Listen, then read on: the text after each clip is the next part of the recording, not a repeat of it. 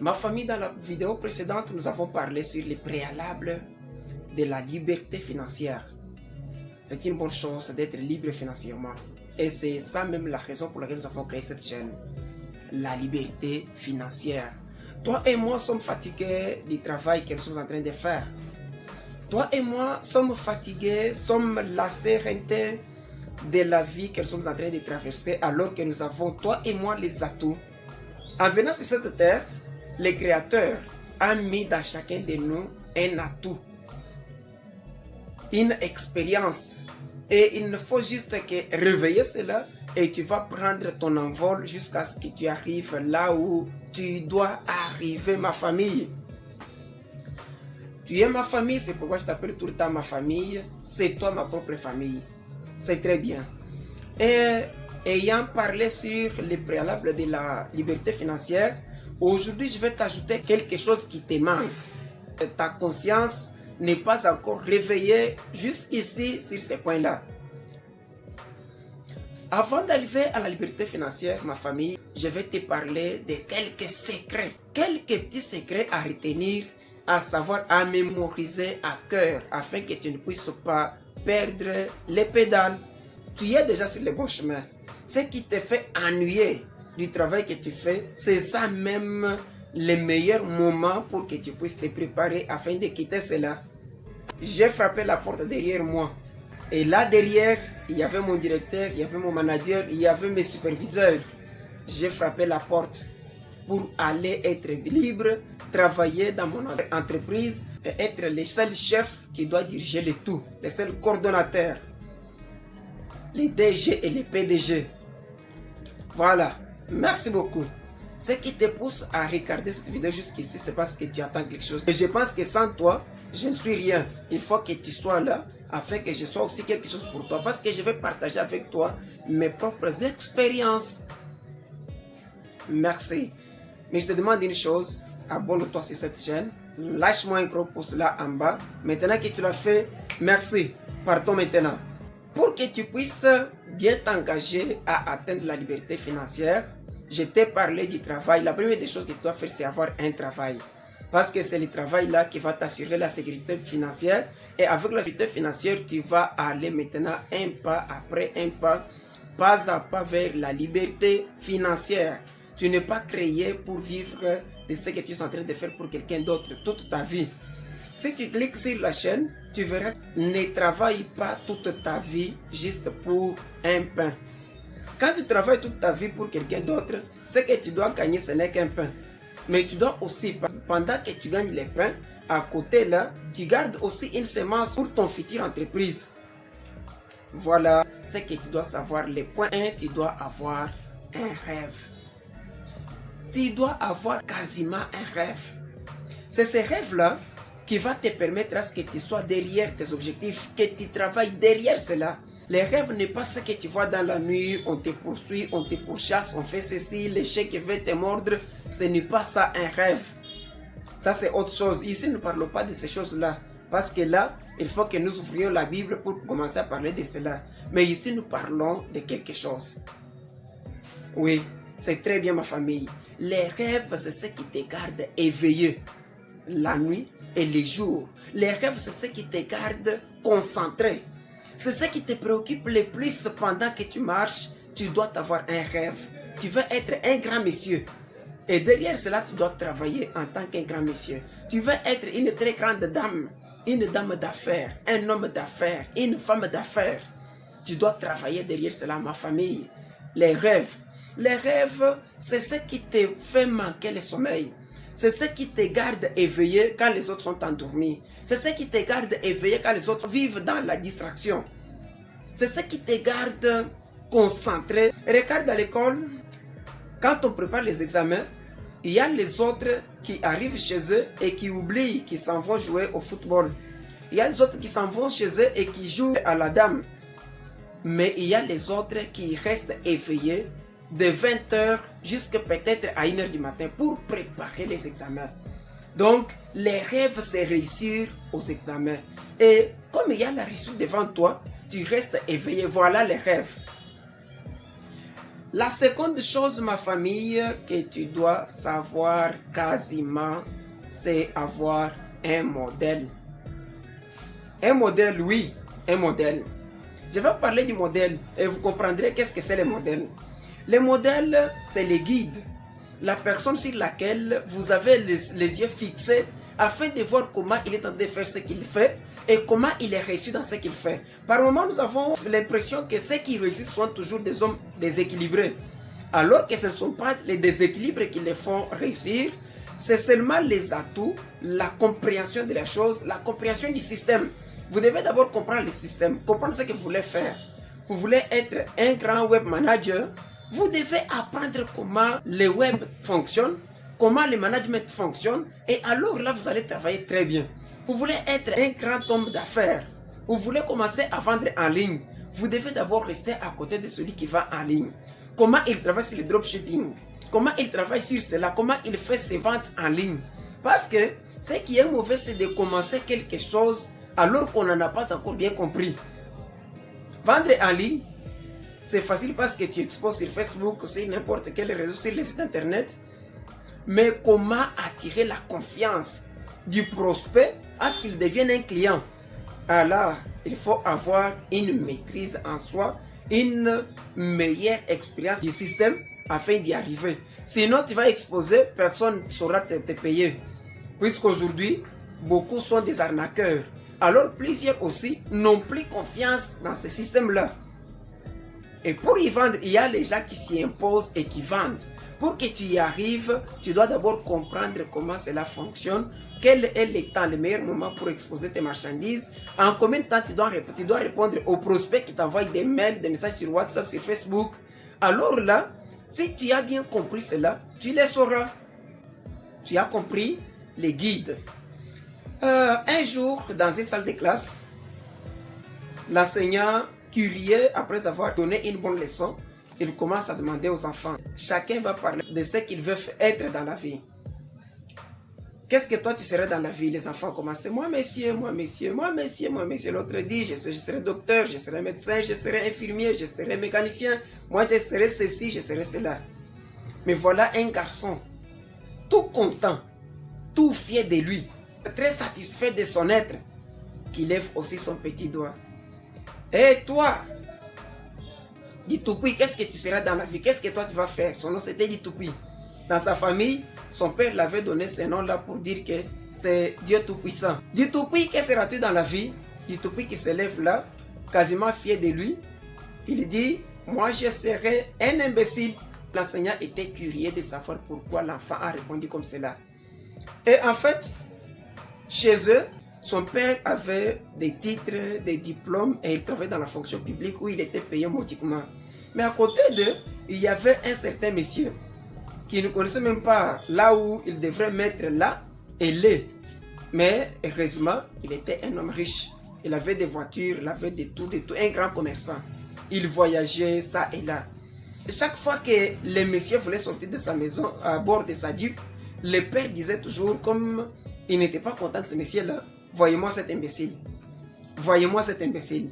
Et le garçon a compris dans son subconscient que les riches, c'est un imbécile. Alors pour lui, voulant exprimer le désir d'être un homme riche, il n'a pas su dire je serai un riche, lui a dit je serai un imbécile. Vous comprenez? Il faut toujours avoir un guide. C'est le guide-là qui va vous servir de leitmotiv, qui va vous servir de panneaux indicatifs pour que vous puissiez arriver là où vous voulez aller. Tu veux être indépendant financièrement, cherche quelqu'un d'abord à côté de toi. Il y a des gens qui sont dans des business depuis 5 ans, 10 ans, 20 ans, mais qui ne font que tourner sur les mêmes points, qui ne font que ce qu'ils ont toujours fait. Alors que ce n'est pas ça aussi faire les business. Les business, ça doit commencer du point A vers un point quelconque et ça ne doit pas stagner. Donc, si tu vois ton business stagner, là, ça prouve que ce n'est pas ça la chose. Là, ça prouve que tu n'as pas encore compris comment ton business fonctionne. Tu dois apprendre à faire tourner ton business. Le business doit aller et avancer. Ça, c'est vrai. Pour atteindre la liberté financière, on ne peut jamais atteindre la liberté financière avec un job. avec un engagement quelconque. Si tu es engagé, que ce soit dans la fonction publique, que ce soit dans une entreprise privée, là, toi ne parles pas de la liberté financière. Parce que pour que tu puisses toucher ce que tu touches régulièrement, tu dois te lever tôt, aller répondre aux obligations de l'entreprise et retourner. Mais la liberté financière, c'est quand c'est toi qui as les maîtres mots. C'est quand c'est toi qui fais tout dans ton entreprise. Donc, tu peux t'absenter, tu peux fermer, mais tu sais que tout fonctionne. Là, maintenant, tu as atteint la liberté financière. Jadis, on pensait que c'était impossible pour un Africain d'arriver à un tel niveau. Mais malheureusement, c'était juste parce que les riches d'antan n'étaient pas à mesure de nous expliquer ce qu'ils avaient fait pour réussir. Et beaucoup même s'est donné à la pratique des fétiches, à la pratique des sorcelleries pour s'enrichir, alors que seule l'intelligence bien équilibrée peut conduire une personne à une richesse. La richesse, ma famille, n'est pas sorcière. Les personnes demandent. J'avais une fois déménagé dans un quartier nouvellement loti. Quand je suis arrivé là, quelque chose s'est passé. J'ai trouvé un recoin dans un endroit, il y avait un panneau tout grand où on avait dessiné une sirène et à côté on avait énuméré toute une liste de maladies qu'on guérissait et les rituels qu'on faisait sur ces panneaux-là. Il y avait tant de rituels mentionnés, la sirène, les maladies à guérir et tant de rituels. Et parmi les rituels, il y avait un rituel pour booster la vente, pour attirer la clientèle. Ça faisait du tape à l'œil. Mais comme je ne savais pas ce qui s'est passé, je suis allé, je pensais que c'était féticheur, c'est comme ça qu'ils ont toujours fait. En retournant, je trouve qu'au coin de la grande route, il y avait aussi un autre panneau, des pareils, des semblables au premier panneau. Alors là, quelque chose s'est passé à moi. J'ai posé la question à un certain monsieur. Ces panneaux indiquent quoi? Il me dit non, certains marabouts qui affichent souvent ces panneaux pour attirer les gens à aller les consulter et aller faire certains rituels. Êtes-vous sûr et certain que ces panneaux ici indiquent clairement que le monsieur est fort et capable de faire tout ce qu'il a mentionné ici? Il me dit oui, beaucoup qui y vont retournent toujours satisfaits. Je lui dis non, non, ils ne sont pas satisfaits. On les a juste aveuglés, on les a juste menti. Il m'a posé la question, pourquoi? Mais comment lui, qui va faire sur toi un rituel, qui va créer la clientèle, a d'abord affiché un panneau? C'est ça qui prouve que les clients n'y vont pas parce que lui a les fétiches, a la sorcellerie, mais c'est juste parce qu'ils ont lu sur les panneaux. Donc même toi, une fois tu affiches un panneau, je te dis, il y aura toujours des clients qui vont te suivre parce que les clients ont besoin de voir quelque chose de concret. Les clients ont besoin de voir un panneau où on l'indique qu'est-ce qu'il va faire et où est-ce qu'il va aller. C'est comme un jour, le papa retourne de son travail, il entre dans la maison de ses enfants, il regarde un enfant qui est en train d'écrire et pendant qu'il écrivait, il courbait fortement son dos au point où le papa ne comprenait pas cela bien. Il a posé la question.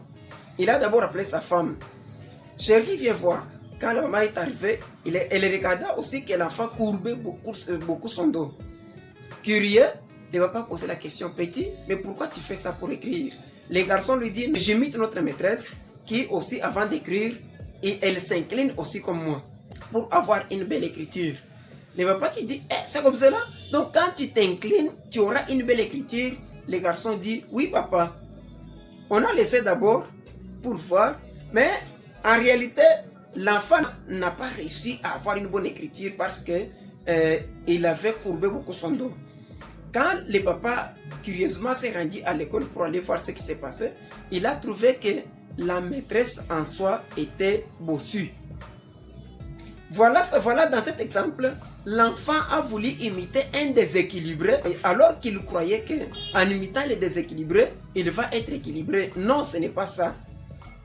Les guides, c'est une meilleure chose. Mais que les guides là ne soient pas déséquilibrés. Et même si tu veux imiter ton guide, évite ces déséquilibres. Vois seulement ses côtés positifs. Et là où tu imites ton guide, ne te limite pas juste sur ce guide-là. Tu dois imiter le premier guide. Quand tu avances, tu trouves que tu es maintenant au pied d'égalité avec les guides. Tu changes aussi d'autres guides qui avancent. La chose en est que tu veux avancer. Ne te limite pas. Vous avez vu trois choses. Un rêve, c'est ce qui te garde éveillé pendant que les autres sont endormis. Ce qui te fait penser, réfléchir jour et nuit afin que tu puisses arriver là où tu veux aller. Les rêves, ce n'est pas ce que tu fais la nuit. Les rêves, c'est la chose qui te tient à cœur. La chose là qui te fait manquer le sommeil. La chose qui te fait manquer le repos. La chose qui te fait manquer la tranquillité. C'est ça les rêves. Tu dois avoir un rêve de la vie. De ce que tu veux devenir. De ce que tu veux faire. De ce que tu veux atteindre.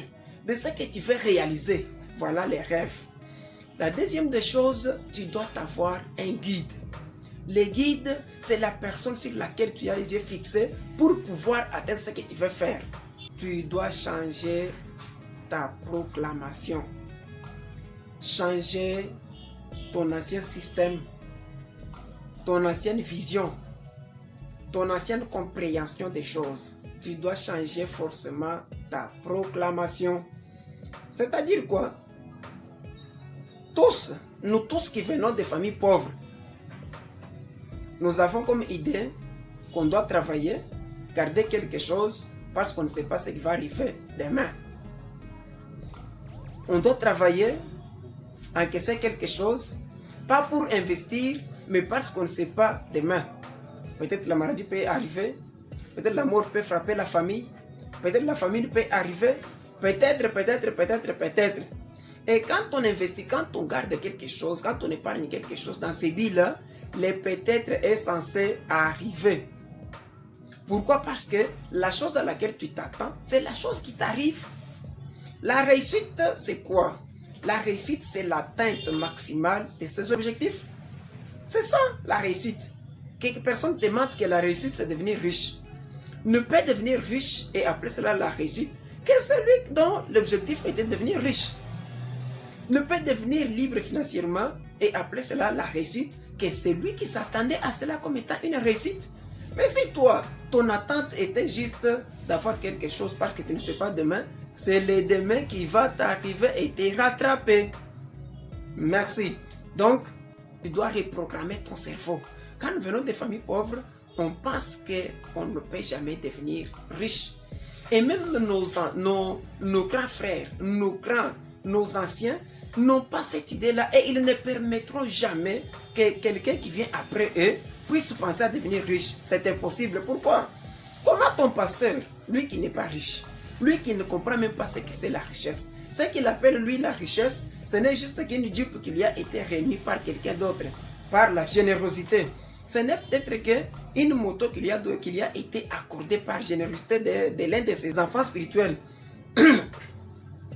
Il ne t'entendra pas, il ne te comprendra pas quand tu vas dire « moi je vais devenir riche ». Et la richesse là, il ne comprendra pas. Donc, tu dois d'abord changer toi-même ta perception.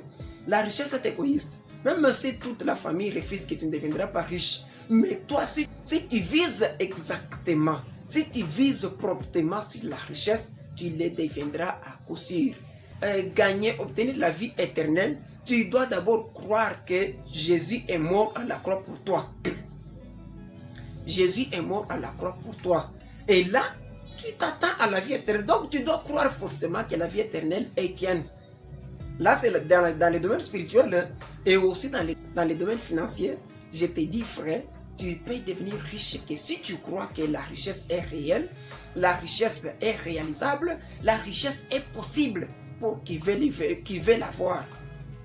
Reproclame ton cerveau, commence à déclarer dès ce soir, dès ce matin, dès ce midi, dès cet instant que tu es riche. Alors là, tu laisseras, je te confirme, je te l'affirme, ma famille. Mais si tu ne sais pas dire aux gens que tu es riche, tu ne le deviendras pas. Beaucoup de gens, surtout dans le milieu spirituel, beaucoup de gens en public maudissent la richesse. Non, ce n'est rien, tout est vanité. La richesse là va te conduire à la mort. La richesse, les riches ne dorment pas bien. Les riches souffrent, les riches sont ceci. Mais dans les secrets, ils bénissent la richesse. Pourquoi ça? Parce qu'on a peur d'être mal compris par notre entourage. Et si ton entourage c'est un frein à ton épanouissement, change-le. j'ai beaucoup de considération pour les hommes de Dieu, pour les serviteurs de Dieu. Mais je sais que ce sont des hommes qui sont censés être respectés doublement. C'est pourquoi chaque fois que je vais évoquer l'exemple d'une extrémité, je parle d'eux. C'est parce que je sais que ce sont eux qui occupent les tout derniers rangs du respect, de la révérence. C'est pourquoi je te dis, même si c'est ton pasteur qui ne te permet pas d'atteindre tes objectifs, de devenir libre financièrement, quitte-le sur le plan financier, mais attache-toi à lui sur le plan spirituel. Quiconque ne veut pas de ton épanouissement, quitte-le. Sinon, tu n'iras nulle part. Même si tu commences à faire n'importe quel business, ça n'ira pas loin. Parce que ton cerveau d'abord ne te permettra pas de croire que ce que tu fais, ça peut t'aider à devenir riche. Mais toi, tu comprends toujours dans le sens que ce que tu fais, c'est juste pour te payer une chemise, te payer un pantalon, te payer une veste et te donner à manger. Ça suffit. Et quand tu arrives à ce stade-là, ça prouve que tu ne sauras même pas prendre en charge ta progéniture. Tes enfants ne seront même pas envoyés dans de bonnes écoles. La richesse est bonne pour tout le monde. Même dans les livres saints, je ne vois pas nulle part où on a maudit la richesse. Mais on nous donne toujours des conseils comment gérer la richesse pour que ce ne soit pas un pont vers l'enfer, que ce ne soit pas un pont vers la perdition. Mais la richesse là, c'est ce qui aide. Même l'évangile, pour organiser une campagne d'évangélisation, on a besoin des instruments, on a besoin de la richesse. Pour organiser n'importe quelle manifestation, que ce soit sur le plan spirituel, que ce soit sur le plan financier, on a besoin de l'argent. Alors, Martin est un chercheur du bien-être de tous et de son bien-être propre. Ma famille travaille. Ma famille a un rêve. Ma famille cherche un guide. Ma famille change ta proclamation. Dès maintenant, déclare que tu es riche. Travaille derrière cet objectif, tu le seras. Abonne-toi, partage. Merci.